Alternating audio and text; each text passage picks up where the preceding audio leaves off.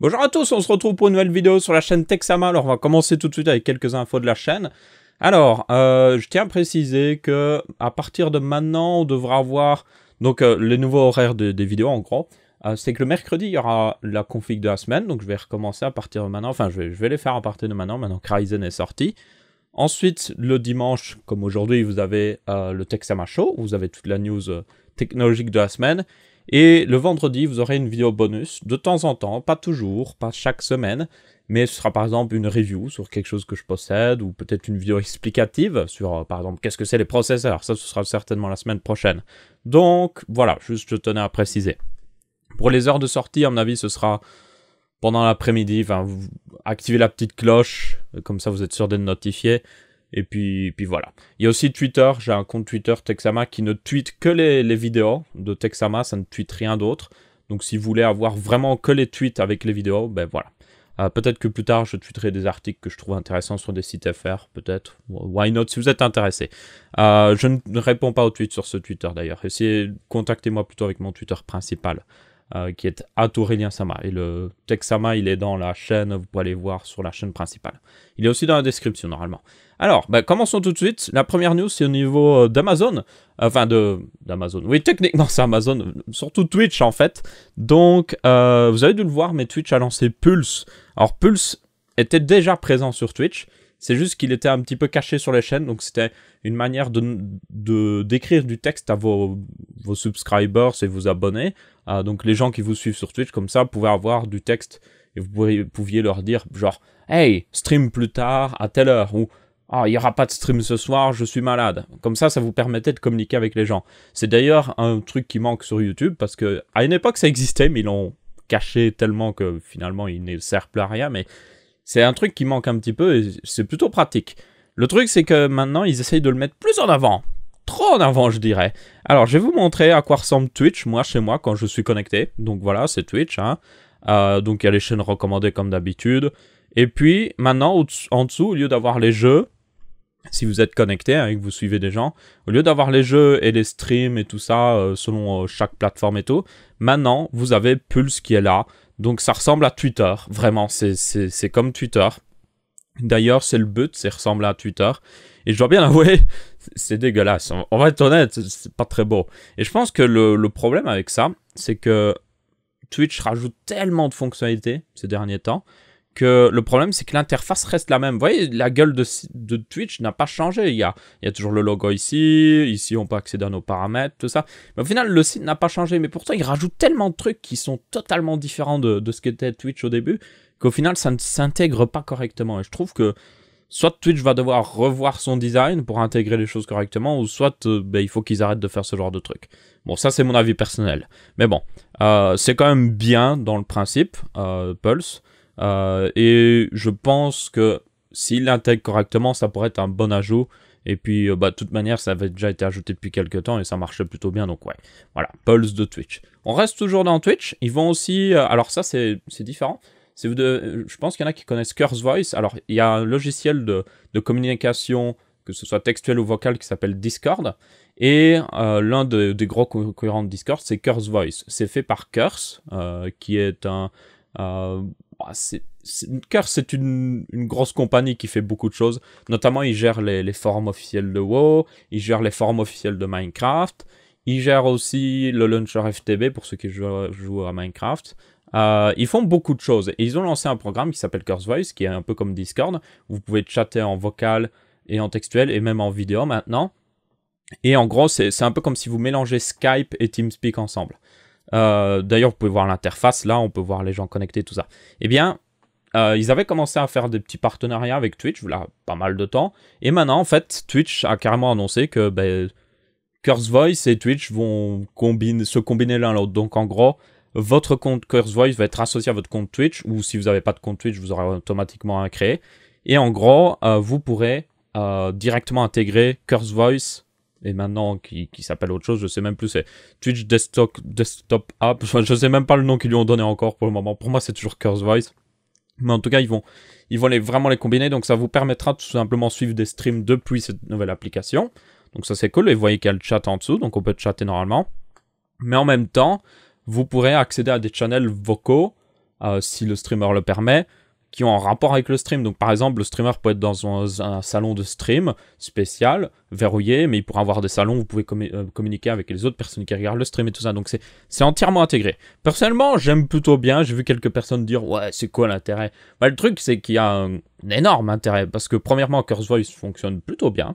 Il est un peu bordélique au niveau de l'interface des fois, mais il fonctionne plutôt bien. Et selon moi, c'est une façon très intelligente de le mettre plus en avant, l'intégrant parfaitement avec Twitch. Et je pense que les streamers Twitch ont tout intérêt à utiliser Curse Voice pour tout simplement communiquer avec les personnes qui les suivent. Parce que vous pouvez créer des serveurs, vous voyez, il montre un petit peu sur la liste, mais vous pouvez créer des serveurs qui atteignent des dizaines de milliers, même des vingtaines de milliers de membres, en fait. Bon, évidemment, ça devient vite le bordel, il vaut mieux gérer avec des bots et tout ça, pour qu'il n'y ait pas trop de spam dans les channels textuels ou autre chose. Mais ça vous permet aussi de distinguer, par exemple, les subscribers, ceux qui donnent de l'argent. Chaque mois, ben, vous pouvez leur mettre un grade spécial sur le Curse Voice qui est géré automatiquement. Donc, c'est plutôt bien foutu. Et je trouve ça plus logique de directement dire « Ok, maintenant Curse Voice, c'est Twitch, quoi. » Parce que de toute manière, c'est un peu comme ça que c'était utilisé. Pour information, ça sert aussi de launcher Minecraft, s'il y en a qui sont intéressés. Il me semble que vous pouvez toujours installer des mods avec des mods sur WoW avec, je ne sais même plus. Même pas sûr, mais bon. Voilà. Franchement, je préfère largement ça à Pulse, par exemple. Surtout que ça permet aussi aux gens qui vous suivent. Curse Voice se lance avec le système. Et si par exemple vous communiquez avec vos amis avec Curse Voice et que vous êtes en même temps notifié des streams que vous suivez, genre vous n'avez pas besoin de lancer un autre logiciel ou autre chose, vous êtes là en train de parler avec vos amis, puis vous voyez hop un message dans on va dire le serveur vocal d'une personne que vous suivez, ce qui dit hey, il y a un stream qui vient de commencer, bah, hop tu peux y aller directement. Donc je trouve l'intégration plutôt intelligente et je vois l'intérêt clairement pour un tel logiciel. Maintenant, à voir dans le futur s'ils continuent de rajouter des trucs et si, on va dire, c'est vraiment intéressant et les gens l'utilisent vraiment. Je pense que la plupart des gens l'utiliseraient. Surtout les fans hardcore, je pense. Mais bon, ça dépend si les streamers le mettent en avant. Alors, on change totalement de news. Alors, Microsoft va lancer le Xbox Game Pass. En gros, vous payez 9,99€ par mois et ça vous donne accès à une librairie de jeux Xbox. Donc, en quelque sorte, on pourrait le comparer à le Netflix des jeux vidéo en quelque sorte, même si c'est pas exactement pareil. Mais en gros, ça permettra si vous n'avez pas envie d'acheter des jeux, tout simplement parce que peut-être que vous jouez pas souvent, hein, que vous avez une vieille box qui traîne, vous êtes là une fois de temps en temps, une fois le week-end, et que vous n'avez pas envie de jouer, vous n'avez pas envie de payer 60€ pour un jeu, vous prenez cet abonnement et vous jouez dans la bibliothèque de jeux fournie par Microsoft. Surtout si vous avez une bonne connexion, vous pouvez télécharger les jeux vite. Ce ne sera pas un problème pour vous. Donc, honnêtement, il n'y a pas plus d'informations à dire. Il y a 100 jeux qui sont disponibles au lancement, dont des AAA, évidemment. Il y en a d'autres qui seront rajoutés. On a par exemple Halo 5 qui fera partie des premiers élus, apparemment. Et évidemment, le Xbox Game Pass est réservé si vous avez une Xbox One. Ça semble logique à dire. Mais bon, je trouve ça une bonne idée, personnellement. Je trouve que ça devient un petit peu des fois embêtant de devoir payer 60€ pour un jeu qu'on va jouer 2 semaines et puis on l'aura fini parce qu'il avait que 10 heures de gameplay. Donc franchement je préfère. Il faut voir aussi ce qui est rajouté. Je suppose qu'ils rajouteront pas les derniers AAA directement. Donc si vous avez une certaine patience que vous pouvez attendre quelques mois avant de jouer à un jeu, je pense que ça peut être un bon plan. Bien évidemment des jeux multijoueurs, fortement multijoueurs seraient beaucoup plus... Ce serait plus intéressant d'y jouer dès la sortie, parce que c'est là que c'est le plus intéressant. Mais bon, il y a quand même, je pense, un assez grand intérêt. Je pense qu'il y a beaucoup de gens qui seraient plutôt contents d'avoir ça. Donc, un bon truc de Microsoft, pour une fois.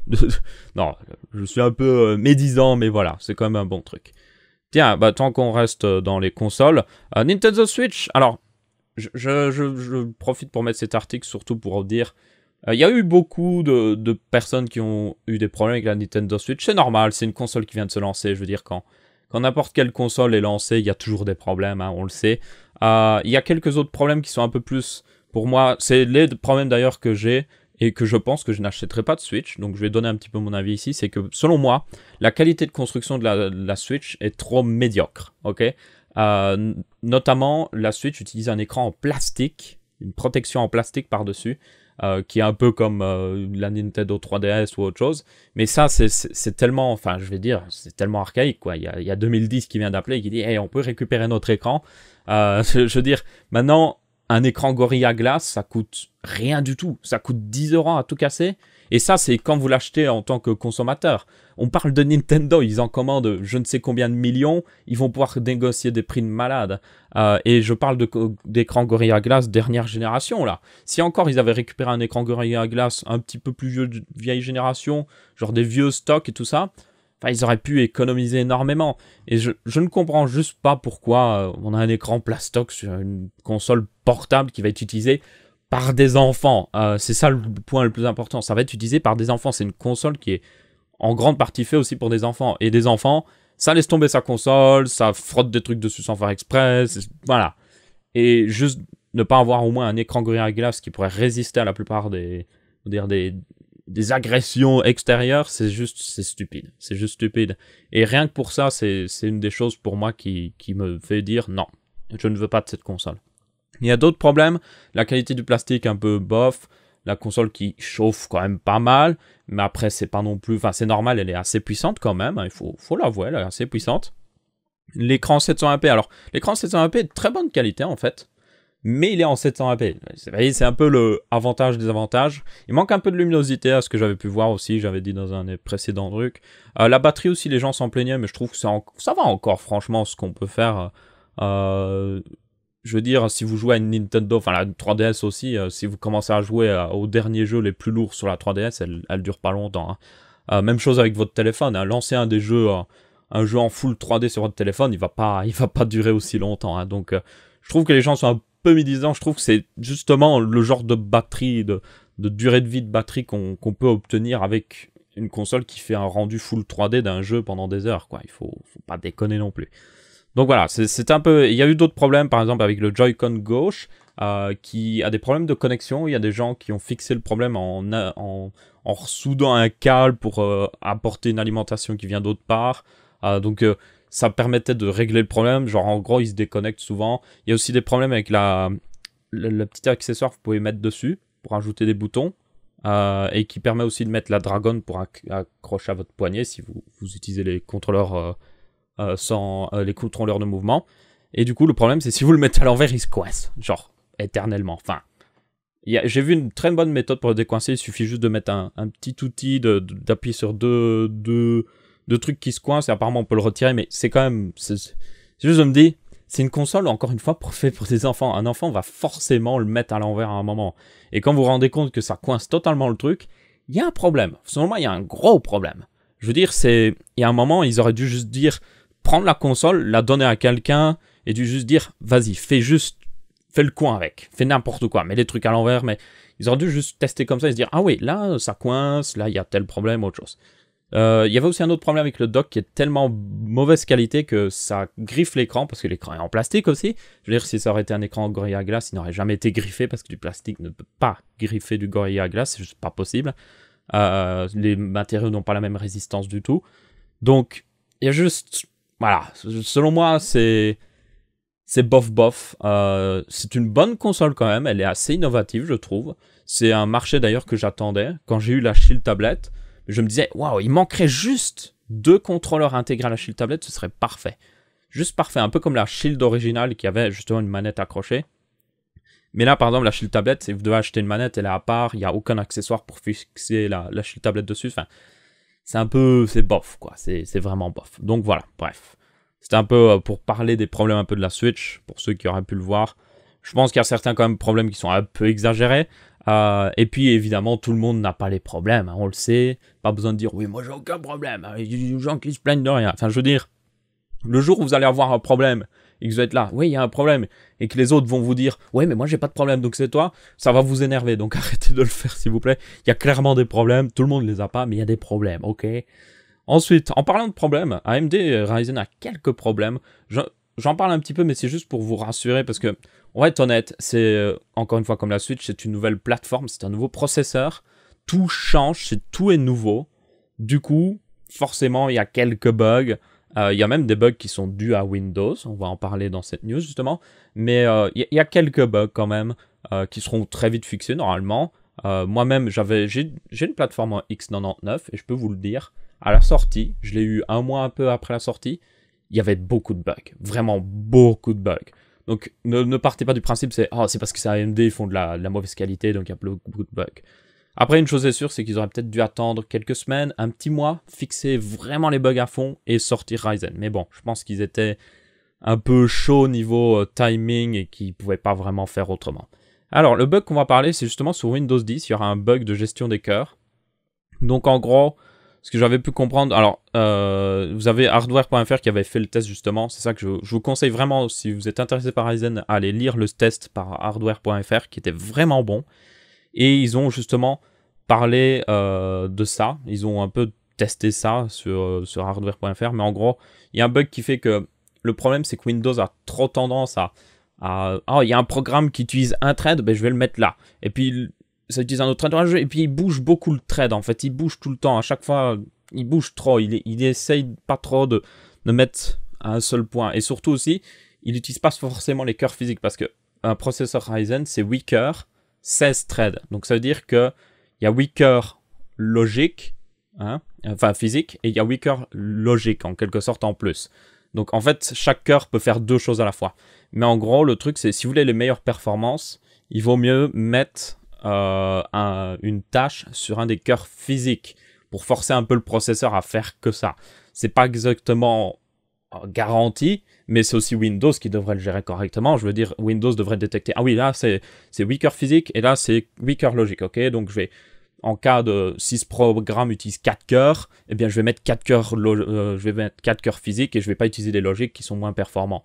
Et je vais surtout essayer de les mettre sur des cœurs différents, parce que le problème c'est que, par exemple, imaginez, je vais vous donner un exemple, le cœur numéro 1 est un cœur physique, le cœur numéro 2 est un cœur logique, le cœur numéro 3 est un physique, le cœur numéro 4 est un logique, ainsi de suite. Le truc c'est que Windows aussi bien va prendre une tâche, il va dire, ok, cette tâche a besoin de 2 cœurs, bah, je lui mets les 2 premiers, hein.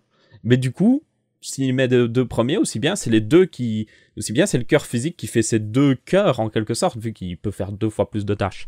Donc vous allez avoir des moins bonnes performances, parce que vous auriez pu mettre sur 2 cœurs physiques, mais vous l'avez mis sur le même cœur physique qui fait les 2 choses en même temps. Donc c'est un peu le bug qu'il y a aussi. Et normalement ça devrait être fixé, il faut que c'est à Microsoft de le fixer. Mais ça permettrait d'améliorer les performances, et aussi en monocore, ça pourrait aussi un peu améliorer les performances, parce que il y aurait moins peut-être de tâches qui se mettraient sur le même cœur, donc voilà. Juste, et puis il y avait d'autres petits problèmes. Il y avait un problème apparemment, c'est si on met Windows en mode sleep, donc en mode hibernation, et qu'on le sort d'hibernation, le processeur Ryzen s'overclock tout seul, et il a des meilleures performances. Alors vous allez me dire, oh c'est pas gênant comme bug. Ça peut être gênant quand même, parce que ça peut donner des instabilités.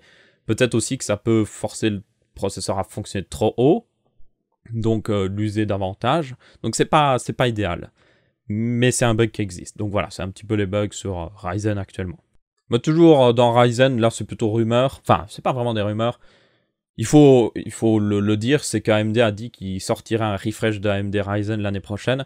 Donc il y a déjà des petites informations qui fuitent en quelque sorte. Mais c'est aussi, j'en profite d'utiliser cette news pour juste vous dire, bah le truc c'est, si vous n'êtes pas trop pressé à changer votre PC, bah je vous dirais d'attendre l'année prochaine, parce que je pense que c'est là que ça va être le mieux. Ryzen va être vraiment le mieux, parce que Intel va forcément réagir, donc il devrait réagir d'ici 2018 à ce que fait AMD, fournir des meilleurs processeurs ou autre chose. Et de 2, AMD Ryzen devrait être vraiment stable l'année prochaine, et là ce sera vraiment le moment où vous se dire, ouais là ça vaut la peine de changer. Donc personnellement j'attendrai la deuxième génération de Ryzen avant de changer vraiment mon PC. J'ai un 6 cœurs Intel qui marche très bien. Faut que je le réoverclock, j'avais retiré l'overclock quand je suis passé sur Windows 10, mais il faut que je le remette. Je le mettrai à 4 GHz et ça me suffit pour le moment, no problemo, jusqu'à l'année prochaine, vraiment aucun problème. Mais bon, juste une petite information, c'est si vous n'êtes pas trop pressé, je pense que ça vaut largement la peine d'attendre et de voir ce que peut donner Ryzen version refresh avec tous les bugs de corriger. Aussi, alors là, c'est pas une rumeur, c'est carrément été annoncé. AMD a annoncé Naples, qui est la version serveur de Ryzen. Donc c'est des processeurs 32 cœurs, 64 threads, oui, genre c'est 4 fois le Ryzen actuel. Et c'est juste, déjà en termes de cœurs et de threads, c'est massif. mais surtout quand vous avez vu la puissance de Ryzen. Ryzen est très puissant. Et du coup, quand on se dit 32 cœurs, 64 threads, c'est un monstre de puissance, vraiment, ce processeur. Et ils ont quand même donné quelques chiffres. Ils ont indiqué qu'ils feraient du 8 channel pour la mémoire. Pour information, le maximum qu'on a jusqu'à maintenant, c'est du 4 channel, c'est sur Intel. Donc là, ils vont faire du 8 channel, carrément. Donc ça veut dire que 8 sticks de mémoire fonctionneront ensemble. Donc ils travailleront ensemble vraiment. Ils ont aussi annoncé, par exemple, le support jusqu'à... Donc, il me semble c'est 16 DIMM de mémoire par processeur, maximum, oui. Du coup, vous pourrez mettre 512 Go de RAM si vous voulez. Voilà, hein, si vous voulez. Mais bon, au final, c'est pas très étonnant parce que beaucoup de gens l'ont dit. AMD Ryzen, c'est un peu un processeur de serveur, mais pour le grand public. Du coup, forcément, les processeurs de serveur Ryzen sont hyper intéressants. Et c'est là que ça va être vraiment intéressant parce que, littéralement, je vous le dis, hein, Intel n'a rien pour le moment face à ça. Si AMD dit, ok, notre 32 cœurs, il est 2 fois moins cher que le processeur 22 cœurs de Intel. Intel l'a dans l'os, littéralement. Enfin, je veux dire, pour beaucoup de gens qui ont des serveurs, eux, ils ont juste besoin d'une puissance brute. Ils s'en fichent, des fois, même souvent, de la puissance en monocœur. Ils s'en fichent royalement. Ce qu'ils veulent, c'est la pure puissance. Et là... c'est une mauvaise nouvelle pour Intel et c'est une bonne nouvelle pour nous, parce que ça veut dire aussi que les serveurs de jeu seront moins chers. Donc ça, c'est une bonne nouvelle, je pense. Ça veut dire aussi que Intel va avoir plus de concurrence, va forcer à faire quelque chose. Ça veut dire aussi que AMD va se faire du cash, donc ils vont pouvoir mieux développer leurs nouveaux processeurs, mieux les améliorer, mieux corriger les bugs. Donc il y a vraiment, c'est que du positif, même si vous comptez pas acheter un de ces processeurs, c'est que du positif. Donc voilà, il y a une vidéo, vous aurez le lien de l'article, hein, comme d'habitude, donc n'hésitez pas à aller la voir, c'est plutôt intéressant. C'est en anglais par contre, la vidéo, donc voilà, je tiens à le préciser. Alors, autre news, je regarde... Attendez, combien de temps de vidéo qu'il me reste? Il me reste plus beaucoup. On va essayer de se dépêcher. Sony Xperia XZ Premium, qui a été annoncé par Sony. Alors, Sony a un petit peu du mal niveau téléphone actuellement, on va être honnête. Hein. Donc, ils ont annoncé leur nouveau téléphone haut de gamme. Donc, bon, déjà, je vois quelques problèmes, que c'est un petit peu trop brillant comme téléphone. Je vois plein de... J'imagine déjà toutes les traces d'empreintes de doigts partout, mais bon, il y a beaucoup de téléphones comme ça. Mais bon, en gros, les caractéristiques principales, c'est Snapdragon 835, logique. Je ne sais même plus la quantité de RAM, mais honnêtement, ça doit être 6 Go, je dirais.